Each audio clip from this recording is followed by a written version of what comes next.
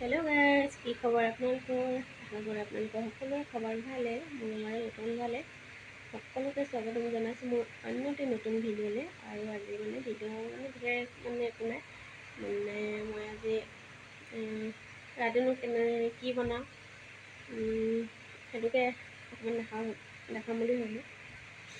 ৰাতিনো ভাত খাবৰ কাৰণে কি কিনো বনাওঁ তাকে আপোনালোকৰ লগত শ্বেয়াৰ কৰিম বুলি ভাবোঁ। বিশেষ ভিডিঅ' দিবলৈ একো নাই, কি দিম তাকে ভাবি পোৱা নাই, সেইটো কাৰণে এইটো ভিডিঅ'কে দিলোঁ। আৰু এতিয়া মই সন্ধিয়া 6টামান বাজিছে, এতিয়াৰ পৰা ষ্টাৰ্ট কৰিছোঁ। এতিয়া আমি খাই লওঁ চাহ। এইফালে দেখিছে চাহ বনাই আছোঁ আদা দি। আজি মই চিকেন বনাম। একো ভিডিঅ'টো শেষলৈকে চাই থাকিব, স্কিপ নকৰাকৈ। আৰু মইতো সকলোকে ছাপোৰ্ট কৰিয়ে আছোঁ আৰু কৰিম মই আগলৈকে। আৰু সেইটো মোৰ ভিডিঅ'সমূহ চাই ছাপোৰ্ট কৰিব আৰু ফ'ল' কৰিব, তাকে ক'লোঁ। আৰু যিসকলে মোৰ নতুনকৈ ভিডিঅ'সমূহ চাইছে প্লিজ ছাবস্ক্ৰাইব কৰি দিব। আৰু সেয়াই, তেন্তে হ'লে ভিডিঅ'টো ষ্টাৰ্ট কৰোঁ। আৰু এইফালে ৰেডি কৰি ল'লোঁ চিকেনৰ কাৰণে যিখিনি দৰকাৰী সেইখিনিয়ে ৰেডি কৰি ল'লোঁ। আৰু পাঁচফোৰণ কেইটামান ভাজি ল'ম, আৰু ইলাচি লং ইলাচি এইকেইটাও অলপ ভাজি ল'ম। ভাজি লৈ পেলাই খুন্দি ল'ম। আৰু এইপিনে আলুখিনি প্ৰথমতে মই ফ্ৰাই কৰি ল'ম। আজি মাংসটো গ্ৰেভি টাইপৰ নবনাওঁ, আৰু সেইটো কাৰণে ফ্ৰাই ষ্টাইলতে বনাম। গ্ৰেভি টাইপৰ বনাই খাই থকা হয়, সেইটো কাৰণে আজি বোলো বেলেগ ষ্টাইলতে বনাওঁ। সেইটো কাৰণে আপোনালোকৰ আগত ভিডিঅ'টো শ্বেয়াৰ কৰিলোঁ। আৰু এইফালে চাউলটো ধুই মেলি থৈ দিছোঁ ৰেডি কৰি। মাংসটো হোৱাৰ পিছতহে ভাতটো বহাম। আৰু আলুখিনি ভাজি হৈ গ'ল, ফ্ৰাই কৰি হৈ গ'ল আলুখিনি। এইখিনি চিকেন এতিয়া দি দিম। পিঁয়াজ নহৰু এইবিলাক ভাজিম, অলপ ভাজি ল'ম।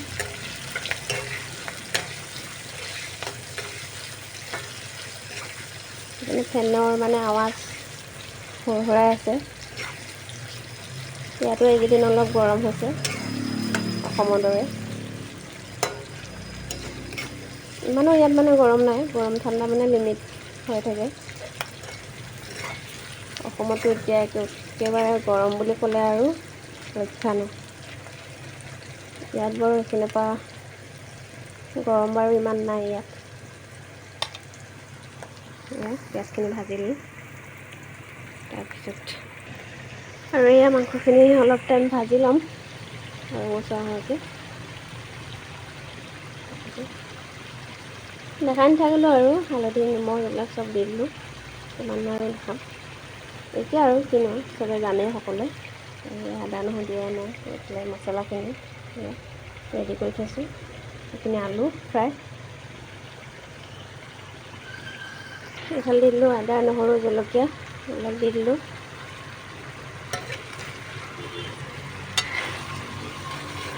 লৰাই থাকিম। মোবাইলটো ধৰি এখনতে ধৰিব লগা হয়, দিগদাৰ হয় লৰাবৰ কাৰণে।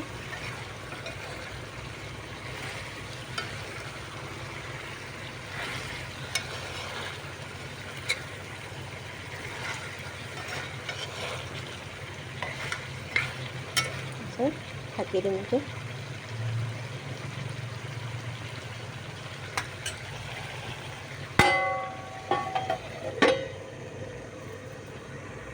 আৰু এইফালে মই দালি বইল কৰি দিলোঁ। তেল নামাৰোঁ যিহেতু, বইলটো খোৱাই ভাল। যিহেতু মাংস মছলা চছলা দিয়া থাকিবই, সেইটো কাৰণে দালিটো বইল কৰিছোঁ। সেইপিনে ভাতটো পতা নাই, লাষ্টত পাতিম। আৰু এইফালে বহুত বাদাম দিনতে তিয়াই থৈছিলোঁ। ভাত বনাই আছোঁ, এয়া খাই আছোঁ। এনেকৈ খাই কোনে কোনে ভাল পায় প্লিজ কমেণ্ট কৰি জনাব। এয়া দেখিছে ভাজি ভাজি পূৰা ৰঙচুৱা হৈ গৈছে। ব্ৰইলাৰ মাংস হয় যিহেতু, ব্ৰইলাৰ মাংসটো সদায় ভালকৈ ভাজি ল'ব লাগে।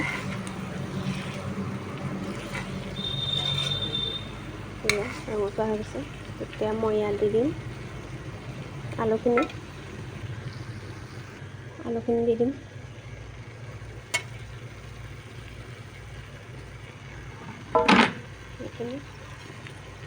আলুখিনি দি আকৌ লৰাই দিম ভালকৈ।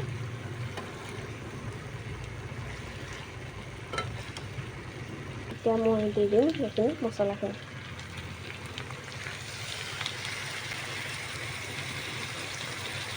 লং, ইলাচি, দালচেনি, পাঁচফোৰণ, মিক্স মছলা, জালুকৰ গুড়ি মই লাষ্টত অকণমান দিম আৰু ৰেড চিলি এইখিনি দি ভালকৈ লৰাই লওঁ। আৰু এইফালে চাওক মোৰ চিকেন ৰেডি হৈ গৈছে। আৰু মই ইয়াত বিলাহী দিয়া নাই আজি, বিলাহী দিলে বেছি মানে গ্ৰেভি হৈ যাবৰ কাৰণে সেইটো কাৰণে নাই দিয়া। আৰু এনেকৈ ভাল লাগে কেতিয়াবা খাই। দেখিছে কিমান এটা ধুনীয়া কালাৰ হৈ গৈছে। আৰু ইয়াত মই এড কৰিম এতিয়া কেঁচা জলকীয়া দুটা মই থৈছিলোঁ, সেই দুটা লাষ্টত এড কৰি দিম। বহুতে ভাল লাগে কেঁচা কেঁচা ভাৱটো থাকিলে। আৰু ইয়াত এড কৰিম মই এতিয়া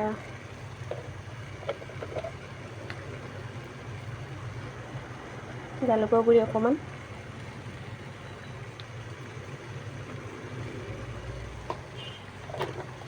আৰু এইখিনি এতিয়া আৰু 5 মিনিট এনেদৰে লৰাই ঢাকি থৈ দিম। তাৰপিছত মোৰ চিকেন ৰেডি হৈ গ'ল, মানে হৈ যাব আৰু। ইমান এটা ধুনীয়া কালাৰ হৈছে।